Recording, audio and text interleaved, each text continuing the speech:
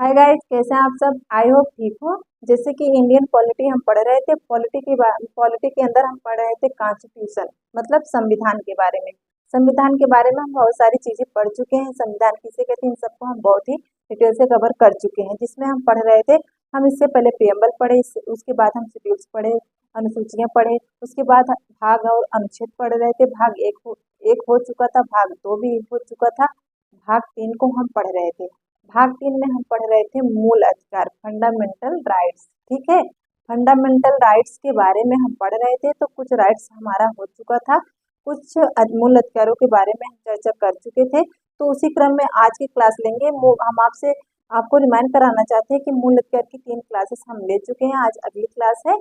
हम मूल अधिकार को बहुत ही डिटेल से कवर कर रहे हैं। ठीक है, तो आज इस क्लास में हम मूल अधिकार के बारे में और जानेंगे, मतलब जितने भी अनुच्छेद मूल अधिकार में बचे हैं उन सबको हम जानेंगे। ठीक है, तो चलिए आज इस क्लास की शुरुआत करते हैं। जैसा कि हम आपसे बताए, भाग 1 कवर हो चुका है, भाग 2 पूरा कंप्लीट हो चुका है। भाग 3 की हम 3 क्लासेस, 3 पार्ट क्लास ले चुके हैं, 3 पार्ट उसका बनाए हैं। आज हम देखेंगे जैसा कि समानता का अधिकार हो गया, स्वतंत्रता का अधिकार हो गया। आज हम स्वतंत्रता के अधिकार में ही हम पढ़ रहे हैं। आगे का अनुच्छेद देखिए कौन कौन सा अनुच्छेद हो चुका है। तो चलिए क्लास को शुरू करते हैं। Let's begin. देखिए, इंडियन पॉलिटी में हम पढ़ चुके हैं भाग 1। ठीक है, एक बार हम रिकैप ले लेते हैं बहुत फास्ट। भाग 1 जिसमें था राज्य एवं संघ। ठीक है, राज्य एवं संघ। उसके बाद हम पढ़ चुके हैं भाग 2। भाग 2 जो नागरिकता से संबंधित था, नागरिकता से संबंधित था। ठीक है, उसके बाद भाग 3 हम पढ़ रहे हैं। हम बताए थे कि टोटल 22 भाग है और 395 अनुच्छेद है। वैसे तो 1 2 3 करके उसमें उसके अंतर्गत बहुत सारे 425 प्लस अनुच्छेद हो गए हैं, लेकिन मेनली जो मेन है, जिसमें जो मूल संविधान में थे वो सब 395 थे। ठीक है, तो भाग 3 का नाम है मूल अधिकार। मूल अधिकार जिसके बारे में हम पढ़ रहे थे। ठीक है, जिसके बारे में हम पढ़ रहे थे, जिसके बारे में बहुत सारी क्लासेस ले चुके हैं। इसको कहते हैं फंडामेंटल राइट। ठीक है, राइट्स, फंडामेंटल फंडामेंटल राइट्स कहते हैं। ठीक है, आगे देखेंगे भाग 3 के बारे में जो हम पढ़ रहे थे। तो भाग 3 मूल अधिकार के बारे में जो पढ़ रहे थे, उसमें हम बहुत सारे आर्टिकल को कवर कर चुके हैं। देखते हैं आज के आर्टिकल के बारे में। तो हम टॉपिक डाल देते हैं मूल अधिकार। मूल अधिकार, मूल अधिकार। ठीक है, जिसमें कितने अनुच्छेद थे, 12 से 35। इतने सारे अनुच्छेद को हमें पढ़ना है, जिसमें से हम कौन कौन से अनुच्छेद पढ़ चुके थे। भाग कौन सा है, भाग 3 है। ठीक है, तो कितने अनुच्छेद हम पढ़ चुके थे, तो 12, 13, 14, 15, 16, 17, 18, 19, 20 एंड 21 और 22। इतने सारे अनुच्छेद को हम पढ़ चुके थे। नहीं सॉरी, हम यहाँ 21 तक पढ़ चुके थे। आज हम 22, 23 और 24।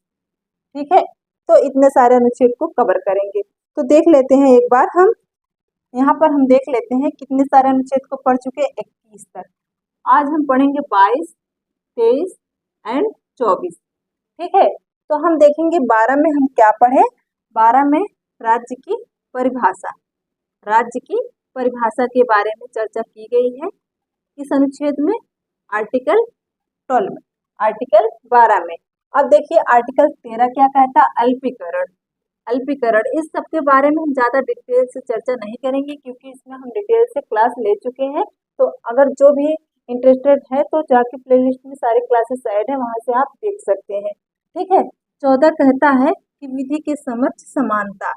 विधि के, इस सब पर हम बहुत डिटेल से, विधि के समक्ष, समक्ष समानता, समानता। ठीक है, तो 14 में कहा गया है कि कानून के नजर में सब बराबर हैं।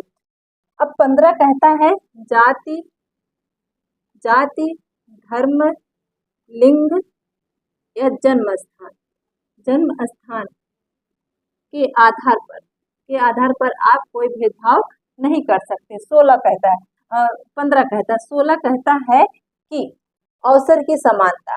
ठीक है। 16 कहता है अवसर की समानता, अवसर की समानता। तो देखिए यहाँ 16 कहता है अवसर की समानता, 17 कहता है अस्पृश्यता का अंत, अस्पृश्यता का अंत, ठीक है, अस्पृश्यता का अंत। 8वां कहता है उपाधियों का अंत। अवसर की समानता, इसको कंप्लीट कर देते हैं। अवसर की समानता या आप कह सकते हैं लोक नियोजन की समानता। इस सब पर हम बहुत डिटेल से चर्चा कर चुके हैं, इसलिए डिटेल से चर्चा नहीं करेंगे। आपको अगर इसमें इसके बारे में डिटेल से जानना है तो आप हमारे प्लेलिस्ट में क्लास जो ऐड है वहां से देख सकते हैं। तो लोक नियोजन में समानता, लोक नियोजन में समानता, ठीक है। तो किस आर्टिकल में कहा गया? आर्टिकल 16। 17 में कहा गया अस्पृश्यता का अंत मतलब छुआछूत का अंत। 18 में कहा गया है उपाधियों का अंत, उपाधियों का अंत, उपाधियों का अंत।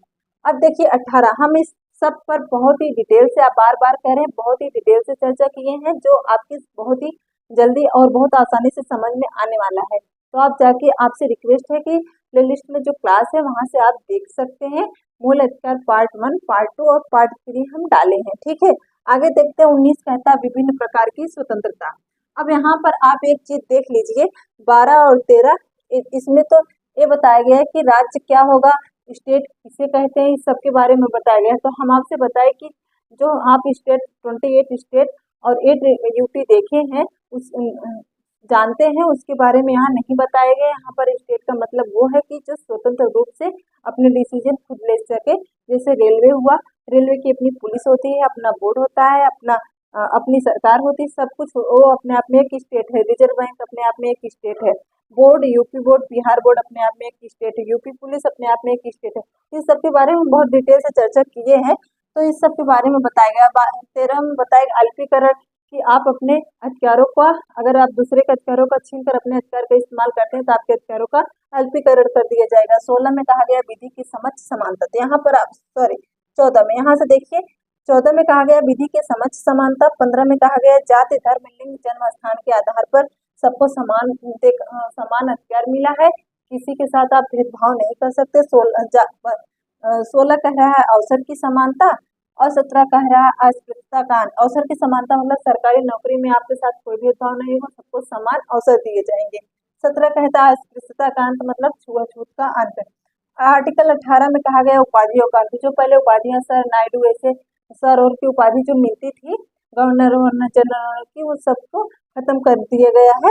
और 19 यहाँ पर देखिए 18 तक, तो 14, 15, 16, 17, 18 ये 5 आर्टिकल में किस चीज की बात की गई है, किस चीज की चर्चा की गई है?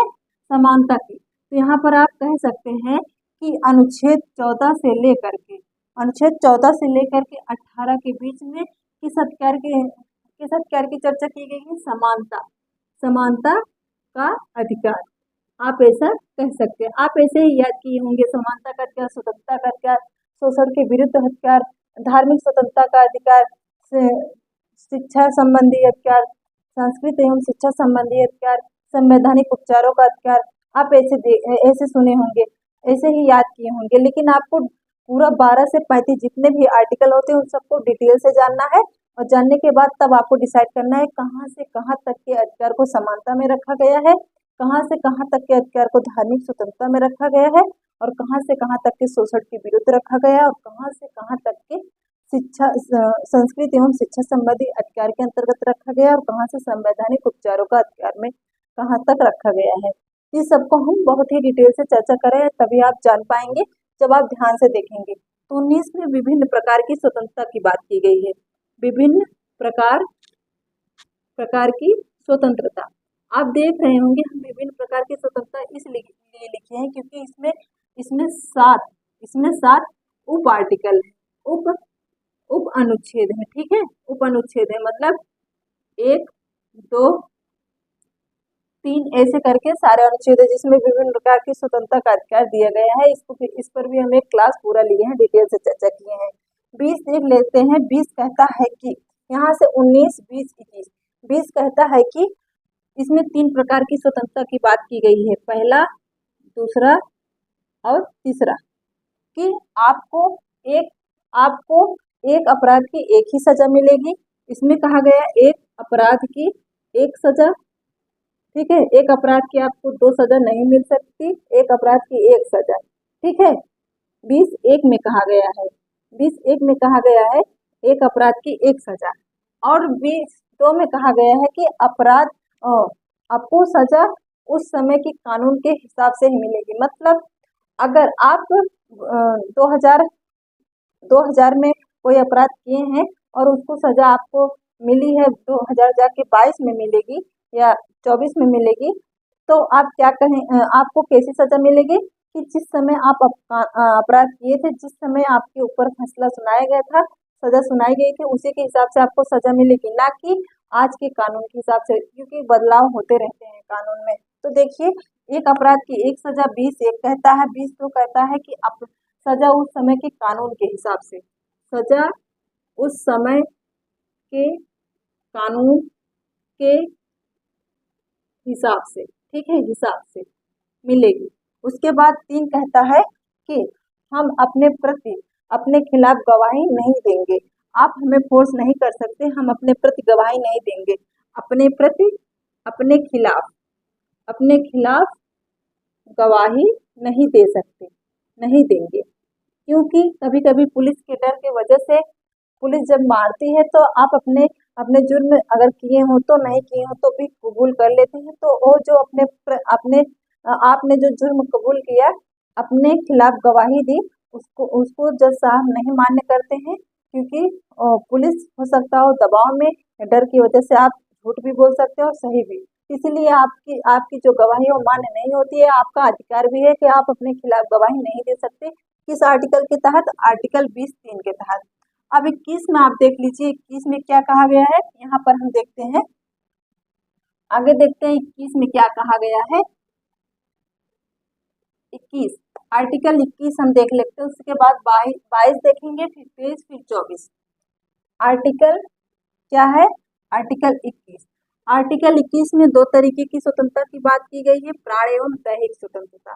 प्राण एवं दैहिक स्वतंत्रता एक एक एक मतलब एक सीरियल से हम इसलिए बता रहे हैं ताकि आपके दिमाग से कुछ स्किप हो गया हो वो भी याद हो जाए, ठीक है।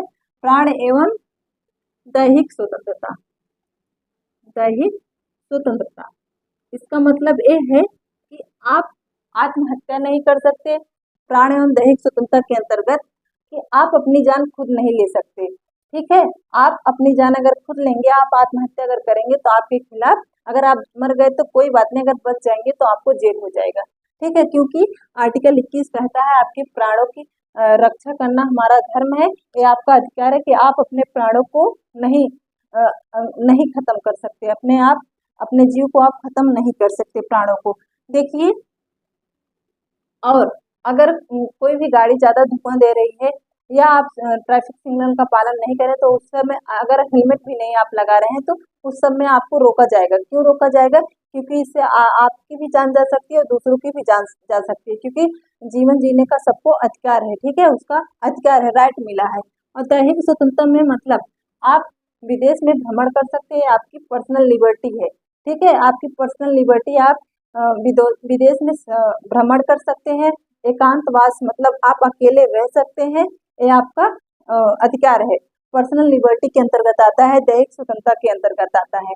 आप जो है व्यभिचारी संबंध भी रख सकते हैं। जैसे अगर कोई महिला शादीशुदा होकर दूसरे गैर मर्द के साथ संबंध रखना चाहती है तो ये अधिकार उसको मिला है व्यभिचारी अधिकार के अंतर्गत, ठीक है। अब ये अधिकार पहले महिलाओं को मिला था, अब पुरुषों को भी मिल गया है। तो बस आप इतना ही जानिए।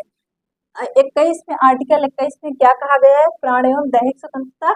और आर्टिकल 21 कह ले, आर्टिकल 21 का, ठीक है, आर्टिकल 21 का मतलब 21 का क्या कहता है? अब इसको जोड़ा गया था, ठीक है, कब जोड़ा गया था? 86वां संविधान संशोधन हुआ था, ठीक है, संविधान संशोधन अमेंडमेंट हुआ था, कब हुआ था? 86वां संविधान संशोधन 2000 में, ठीक है, 2000 में हुआ था, सॉरी 2002 में हुआ था, ठीक है, याद रखिएगा। 86वां संविधान संशोधन 2002 में हुआ था और क्या जोड़ा गया था कि 2002 में तो इसका संशोधन हुआ था। इस पर काम कब हुआ था? 2010 में। ठीक है, 2010 में। लागू कब हुआ था? 2010 में। इसमें कहा क्या गया है? इसमें कहा गया है कि 6 से 14 वर्ष तक के बच्चों को निःशुल्क एवं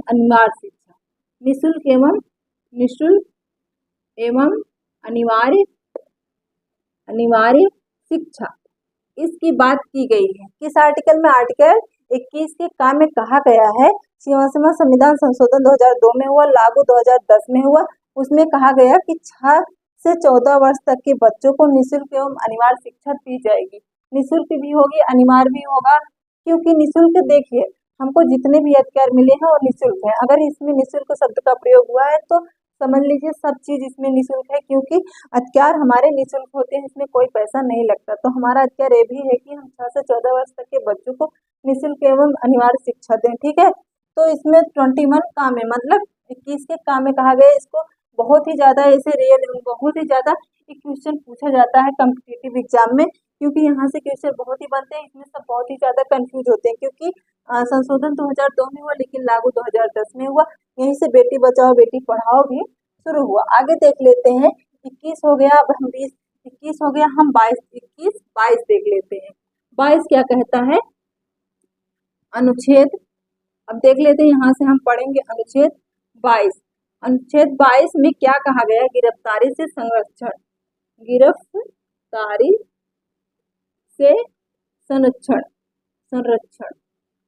तो किस अनुच्छेद में कहा गया? अनुच्छेद 22 में कहा गया कि आपको गिरफ्तारी से संरक्षण दिया जाएगा। तो कितने तरीके के संरक्षण होते हैं? इसमें भी 2 तरीके के संरक्षण है। पहला देख लेते हैं, दंडात्मक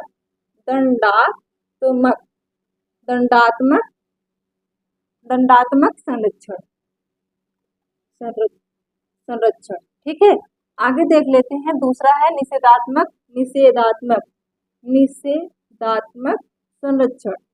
संरक्षण। ठीक है, तो इसमें हम पहले ये जानेंगे कि दंडात्मक संरक्षण किसे कहते हैं और निषेधात्मक संरक्षण किसे कहते हैं। तो दंडात्मक संरक्षण होगा जिसमें आप जब कोई गुनाह करेंगे तो उसकी सजा मिलेगी। ठीक है, और निषेधात्मक संरक्षण ये है कि इसमें आपको गुनाह करने से पहले ही आपको गिरफ्तार कर लिया जाएगा, बिना दलील, बिना अपील और बिना वकील के आपको यहाँ पर गिरफ्तार कर लिया जाएगा। ठीक है, तो पहले हम दंडात्मक संरक्षण देख लेते हैं। इसमें 3 तरीके के हैं।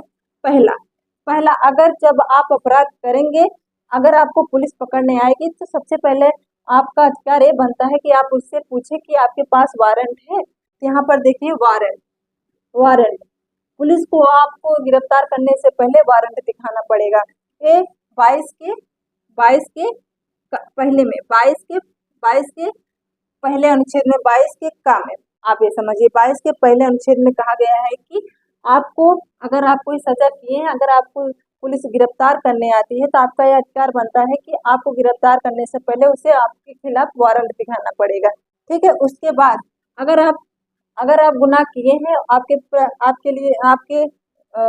आपको वारंट भी दिखा दी अगर पुलिस, तो आपका यह अधिकार बनता है, अगर वो आपको पकड़ के ले गई, आपको जब वो पकड़ के ले जाएगी तो 24 घंटे से ज्यादा वो अपने जेल में नहीं रख सकती। 24 घंटे के अंदर ही आपको जज साहब के सामने कोर्ट में पेश करना पड़ेगा। ठीक है, पुलिस को कोर्ट में पेश करना पड़ेगा 24 घंटे के अंदर, इससे ज्यादा वह अपने पास नहीं रख सकती। ये आपका अधिकार है। तो 22 के 2 में कहा गया है कि 24 घंटे के अंदर आपको कहाँ पेश करना पड़ेगा? आपको जज साहब के पास पेश करना पड़ेगा। 3 कहता है कि आपको वकील रखने का अधिकार है। ठीक है, आप अपने लिए अपने डिफेंस में आप वकील रख सकते हैं। तो ये अधिकार दिया गया है 22 के 3 में। 22 के 3 में कहा गया है कि आपको वकील रखने का अधिकार है। तो अगर आप दंडात्मक मतलब कोई गुनाह कर ही दिए हैं, तो अगर आपको कोई पुलिस गिरफ्तार करने जब आती है तो आपका अधिकार बनता है आपके खिलाफ वारंट दिखाए। पहला अधिकार 22 के 1 में कहा गया है। दूसरा 22 के 2 में कहा गया है कि 24 घंटे के अंदर आपको जज साहब के पास ले जाना पड़ेगा उसे। ठीक है, ये आपका अधिकार 22 2 में कहा गया है।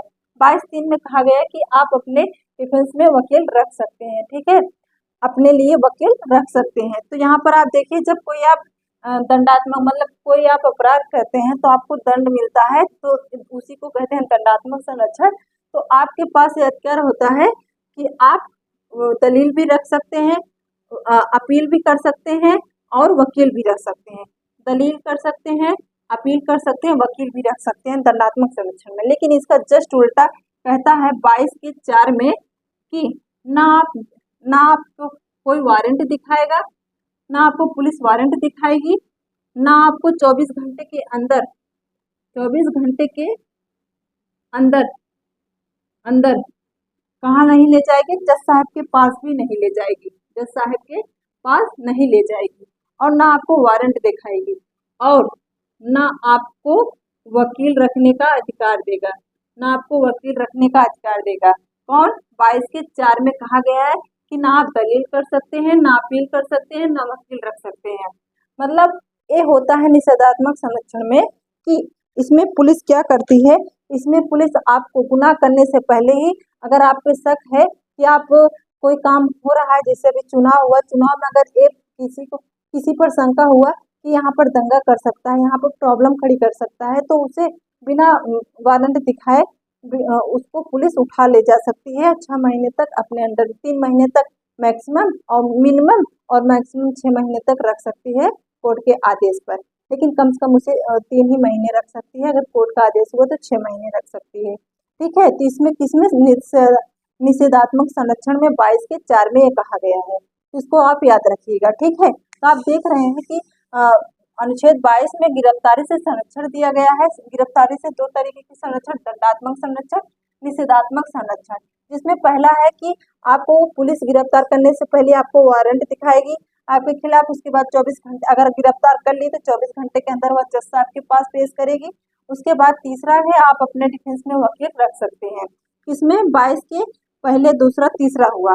अब देखिए 22 के चौथा कहता है कि निषेधात्मक संरक्षण में कि ना आपको वकील रखने का अधिकार है, ना आपको वारंट कोई दिखाएगा, कोई पुलिस दिखाएगी, ना आपको जज साहब के पास ले जाएगी, आपको नजरबंद एक हिसाब से कर दी जाएगी। अगर आप पर शंका करती है कि आप गुनाह करने से पहले आपको ले जाएगी। जैसे अगर कोई दंगा फैला रहा है और मतलब बहुत बड़ी प्रॉब्लम खड़ी कर सकता है, उसकी वजह से बहुत सारे लोगों की जान जा सकती है, अगर उस पर देखिए धारा 370 जब हट रहा था, एक एग्जाम्पल हम आपको दे रहे हैं, जब धारा 370 हट रहा था 2019 में, तब वहाँ के बड़े बड़े नेता को पुलिस बिना इसी निषेधात्मक संरक्षण 22 4 के तहत बिना वारंट दिखाए, बिना जज साहब के सामने पेश किए और बिना वकील रखे उसको गिरफ्तार कर ली, बिना दलील, बिना अपील, बिना वकील के पुलिस उसको गिरफ्तार कर ली, क्योंकि उस पर शंका था कि ये प्रॉब्लम खड़ी कर सकते हैं, ये दंगा फैला सकते हैं, लोगों को भड़का सकते हैं। तो बिना गुनाह करने से पहले वहाँ के नेताओं को पुलिस गिरफ्तार कर ली, ये आपका एग्जाम्पल था। तो ये हो गया 22, अनुच्छेद 22। अब देखिए हम आपको एक लाइन में बता देते हैं कहाँ है स्वतंत्रता से संबंधित संरक्षण, स्वतंत्रता का अधिकार कहाँ से कहाँ तक है। तो देख लेते हैं हम समानता का अधिकार, तो देख लीजिए 14, 15, 16, 17 एंड 18 में था। लेकिन समान स्वतंत्रता का अधिकार कहाँ से है? अनुच्छेद 19, 20 और 21 एंड 22। ये 4 आर्टिकल किसकी बात करता है? स्वतंत्रता का अधिकार की बात करता है, स्वतंत्रता का अधिकार। ठीक है, स्वतंत्रता का अधिकार। तो इस 4 आर्टिकल में किस चीज की चर्चा की गई? इसमें 19 में विभिन्न प्रकार की स्वतंत्रता, जैसे अभिव्यक्ति की स्वतंत्रता, मतलब बहुत सारी स्वतंत्रता की बात की गई। 20 में कहा गया कि आपको सजा 3 तरीके की बात कही गई कि आपको सजा उस समय के कानून के हिसाब से मिलेगी, एक गुनाह की एक सजा मिलेगी और आप अपने खिलाफ गवाही नहीं दे सकते। 21 में कहा गया प्राण एवं दैहिक स्वतंत्रता। 22 में, अब 21 के काम में कहा गया कि 6 से 14 वर्ष तक के बच्चों को निःशुल्क एवं अनिवार्य शिक्षा दी जाएगी। 22 में कहा गया कि आपको गिरफ्तारी से संरक्षण का अधिकार मिलेगा। तो यहाँ पर आप देख रहे हैं स्वतंत्रता का अधिकार दिया गया है किस आर्टिकल 19, 20, 21 एंड 22। अब देख लेते हैं हम समानता का अधिकार देख लिए, स्वतंत्रता का अधिकार देख लिए। अब आगे हम देखते हैं शोषण के विरुद्ध अधिकार। शोषण के विरुद्ध अधिकार में 2 ही आर्टिकल है। अब देखिए 21, 22 हो गया, 23 एंड 24। 23 और 24 किस अधिकार की बात करता है?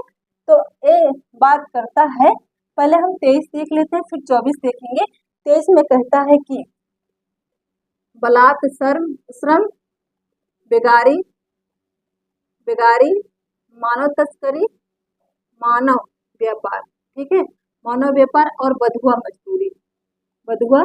मजदूरी किसी भी बच्चे से आप नहीं करा सकते। किसी भी छोटे बच्चे के आप बलात् श्रम मतलब उसे जबरदस्ती, अगर छोटा है उससे आप कोई श्रम मतलब कोई मजदूरी नहीं करवा सकते, आप उससे बेगारी नहीं करवा सकते, आप मानव व्यापार नहीं कर सकते और किसी को बधुआ बनाकर उससे मजदूरी नहीं करवा सकते। अगर इस सब में आपको दोषी पाया जाता है, इन चारों शब्दों में, चारों चीजों में, तो आपको आर्टिकल 23 के तहत यह अधिकार दिया गया। अगर इसमें दोषी पाया जाता है तो आपको तुरंत गिरफ्तार कर लिया जाएगा और आपको कड़ी से कड़ी सजा दी जाएगी।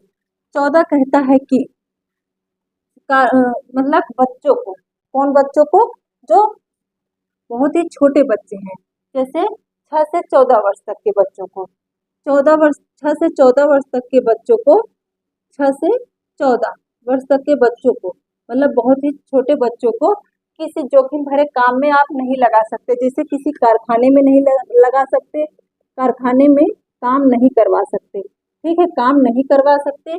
जैसे आप खदानों में उनसे काम नहीं करवा सकते, जैसे उनको जोखिम भरे खतरनाक कामों में नहीं लगा सकते, ठीक है, कामों में नहीं लगा सकते। जैसे पटाखा अगर जहाँ बन रहा है जिस कंपनी में, उसमें आप छोटे बच्चों से काम नहीं करवा सकते। इस सब में अगर सरकार आपको दोषी पाती है तो आप बच्चों को यह अधिकार दिए गए आर्टिकल 24 के अंतर्गत, तो उसमें अगर दोषी पाती है तो कड़ी से कड़ी सजा मिलेगी। आप छोटे बच्चों से कोई काम करवा नहीं सकते। कौन कौन से काम, चाहे कारखानों में हो, चाहे खदानों में, चाहे खतरनाक कोई जोखिम भरे कामों में हो। तो आप देख रहे हैं 23 और 24 किसकी बात कर रहा है, शोषण के विरुद्ध अधिकार। तो आप कह सकते हैं 23 और 24 में तीसरा अधिकार क्या है, शोषण के विरुद्ध अधिकार। शोषण के विरुद्ध अधिकार, शोषण के विरुद्ध अधिकार। कितने आर्टिकल की बात की गई है, 23 एंड 24, ठीक है। तो आप याद रखिएगा हम कितने आर्टिकल आज पढ़े, कितने अधिकार पढ़े, 3 अधिकार पढ़ चुके हैं। टोटल 6 अधिकार हैं, पहले 7 था, संपत्ति के अधिकार को हटा दिया गया है, अब उसको कानूनी अधिकार दे दिया गया है। तो हम एक बार देख लेते हैं। सबसे पहले 14 से लेकर के 14, 15, 16, 17 एंड 18 तक की अनुच्छेद यहाँ पर लिख देते हैं। तो किसकी बात की गई है, समानता के अधिकार की बात की गई है, समानता के अधिकार की बात की गई है, ठीक है। आगे देख लेते हैं, 18 के बाद देख लेते हैं 19, 20, 21 एंड 22, 22 तक की बात, 19, 20, 21 एंड 22 तक में किसकी बात की गई, स्वतंत्रता के अधिकार की बात की गई है, स्वतंत्रता के अधिकार की बात की गई है, ठीक है। अब देख लेते हैं 21, 22, 23 एंड 24।